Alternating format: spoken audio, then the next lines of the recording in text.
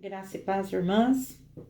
Eu sou a Patrícia, eu sou coordenadora do Desperta Débora da cidade de Bauru. E nós, do Desperta Débora, em várias cidades, nós estamos numa unidade de relógio. Não posso falar as cidades porque eu corro o risco de deixar alguma de fora. Mas o nosso tema do nosso relógio é um tema assim maravilhoso, onde fala João, capítulo 17, versículo 21, para que todos sejam um, como o Pai está em mim e eu em ti, que eles também estejam em nós, para que o mundo creia em que tu me enviaste. É uma palavra que fala sobre unidade, sobre a unidade da fé. Unidade da fé, eu tenho meditado muito sobre o nosso relógio, sobre a nossa união. Quando você está passando por aquela situaçãozinha difícil, que você está meio entristecida e chega uma pessoa e fala com você, não, você vai conseguir, eu vou orar por você, eu vou orar por você. Você recobre o seu ânimo e continua a lutar. Fato é que nós não fomos criados para sermos pessoas isoladas, sozinhas. Não, o Senhor, quando criou o homem, ele já disse, não é bom que o homem esteja só. Então, a vontade de Deus é que nós habitemos em união, em família. Fato é também que a palavra de Deus nos registra que o Senhor habita em nós. Então, no nosso relógio, nós estamos orando, nós estamos nessa campanha do relógio pela renovação da nossa vida espiritual. E um dos tópicos do nosso relógio também é liberar perdão.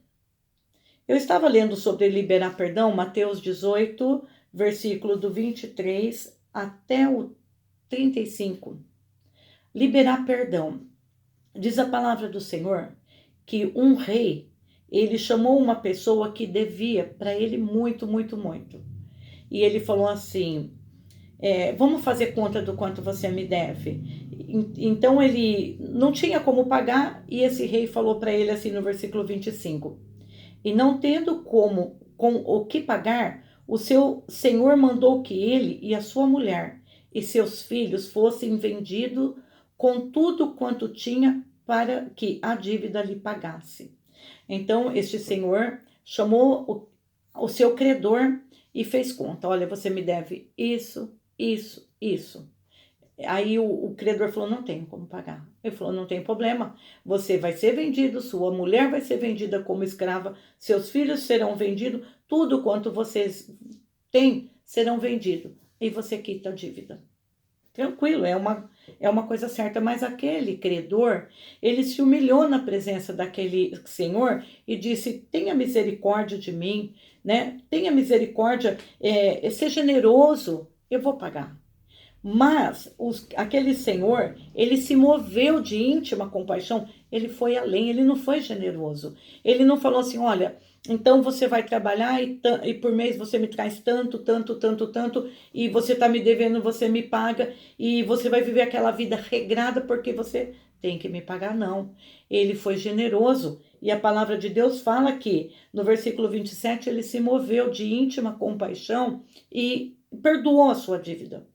Uma dívida grande, aonde para que fosse quitado, teria que vender a sua esposa, os seus filhos, a sua vida, tudo que ele tinha para quitar aquela dívida. Mas diz a palavra do Senhor que aquele homem, o seu Senhor foi generoso e perdoou-lhe a dívida. Quando ele saiu dali, daquela prisão que ele saiu, ele se encontrou, no versículo 28, com um conservo seu que lhe devia apenas sem dinheiro. E ele sufocou aquele seu conservo e disse, paga o que me deve. Então o seu companheiro rogava, seja generoso comigo e eu pagarei. Aí ele não quis ser generoso. E diz a palavra no versículo 30, ele porém não quis. Antes foi encerrado na prisão até que ele pagasse toda a sua dívida. Mas chegou até o ouvido daquele seu senhor que foi generoso, que perdoou uma dívida muito maior. E diz no versículo 32 assim, então o seu senhor, chamando-o à sua presença, disse, servo malvado, perdoei-lhe toda aquela dívida, porque me suplicaste. Não devias tu igualmente ter compaixão do teu companheiro, como eu também tive misericórdia de ti? E indignado o seu senhor, o entregou aos seus atormentadores até que lhe pagasse tudo o que devia. E o versículo 35 é o que eu quero falar. Diz assim: assim também vos fará também meu Pai Celestial, se do seu coração não perdoardes cada um a seus irmãos as suas ofensas. Olha que situação preocupante. Irmãs, nós foi-nos perdoados uma dívida que nós não tínhamos como pagar. Nossa alma foi resgatada dos nossos pecados pelo sangue de Jesus Cristo. E será que nós vamos colocar em risco perder essa quitação de dívida, perder isso por causa de uma afronta pequena? De uma afronta pequena, a palavra de Deus nos fala que um reino dividido, ele não subsiste. Olha, Mateus 12, 25. Jesus, porém, conhecendo os seus pensamentos, disse: todo reino dividido contra si não subsiste. E toda cidade ou casa dividida contra si não subsiste. É uma situação muito perigosa. Uma casa dividida, uma falta de perdão, é uma situação assim de não se subsistir. E diz a palavra de Deus que se toda casa subdividida não subsiste, analisa como que nós mulheres vamos fazer, irmãs, para que a nossa casa não se subdivida. Muitas das vezes, irmãs, existem certas situações que nós temos como abrir mão. Nos dói, nos pesa, mas o que está em risco? A nossa família, o bem-estar da nossa família, a união da nossa família é tão maior que, infelizmente, irmãs, nós vemos que casas são derrubadas, não subsiste por coisas pequenas.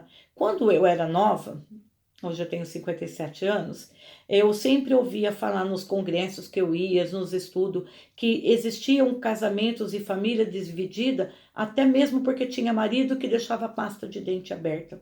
Então, por coisas tão pequenas, existe uma grande afronta. E eu quero dizer para você, minha irmã, que é muito bom, muitas das vezes, nós passarmos por cima de certas coisas pequenas para nós alcançarmos a salvação da nossa casa, do nosso marido, a união da nossa casa, porque a palavra de Deus nos fala que até Jesus Cristo, quando ele foi para a cruz do Calvário, ele precisou de Simão, o sirineu, que o ajudasse a carregar a cruz até o Gólgota. Então a palavra de Deus vem e nos fala que nós não podemos estar só, que um reino subdividido não subsiste. Diz a palavra de Deus. Não estar só, muitas das vezes, é tão confortante. Eu não quero estar só. Não, eu não quero estar só. Então eu vou buscar aquela pessoa, para que esteja comigo. Irmãs, a palavra de Deus não fala assim. É tão fácil eu ter união, eu, Patrícia, eu tenho união com fulana de tal, com a Badia, com a Lucilene, é bom, é fácil, é gostoso, mas a palavra de Deus nos fala ao contrário. A palavra de Deus vem nos falar na unidade da fé, Efésios 4, diz assim, o versículo 2, com toda humildade e mansidão, com longanimidade, suportando-vos uns aos outros com amor. Quando vem falar sobre o vínculo da fé, sobre a unidade da fé, a palavra de Deus fala antes, suportando-vos uns aos outros com amor. Sabe aquela questão que você não consegue engolir por nada? Que é melhor que aquela pessoa não esteja do teu lado, porque aquela pessoa te para na garganta?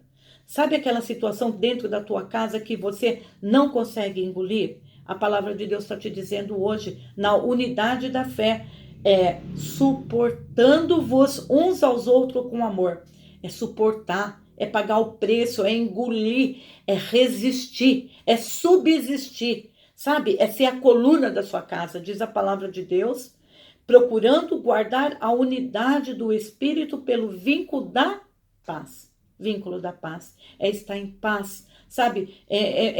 Muitas das vezes você ouviu o que você não quer ouvir, ainda dá aquele sorriso de paisagem, pelo vínculo da paz, porque a palavra de Deus fala que há um só corpo, um só espírito, há um só corpo, um só espírito, como também fosse chamado uma só esperança da vossa vocação. E vem a palavra de Deus falando: um só Senhor, uma só fé, um só batismo, uma só fé. Uma só fé. Sabe quando você vê para a situação da tua irmãzinha que está enfrentando aquela situação difícil? E ela, muitas das vezes, a situação está tão gritante na garganta dela que a fé dela está abatida. Mas a palavra de Deus fala uma só fé. E você chega e fala: não, irmã, eu vou orar por você, eu vou orar pelo teu filho. Eu estou orando por essa situação.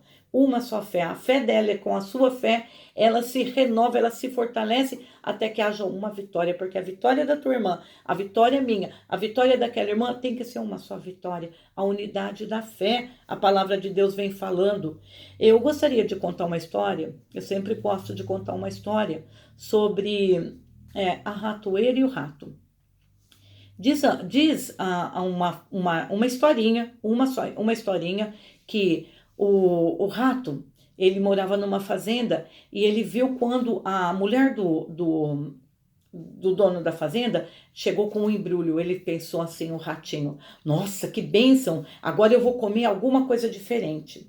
E quando abriu aquele embrulho, ele viu uma grande ratoeira. Ele ficou desesperado, e ele correu para o pátio e falou assim para a galinha: eu vi uma ratoeira, me ajuda. E a galinha falou assim: bom, eu não posso fazer nada, o que eu vou fazer por você? Eu estou protegida, eu não preciso fazer nada, a ratoeira não vai me pegar. Isso não condiz comigo, esse é problema teu.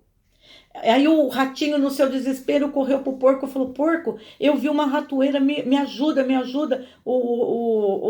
Diz na fábula que o porco falou assim: eu vou orar por você, mas não fez nada para ajudar o rato.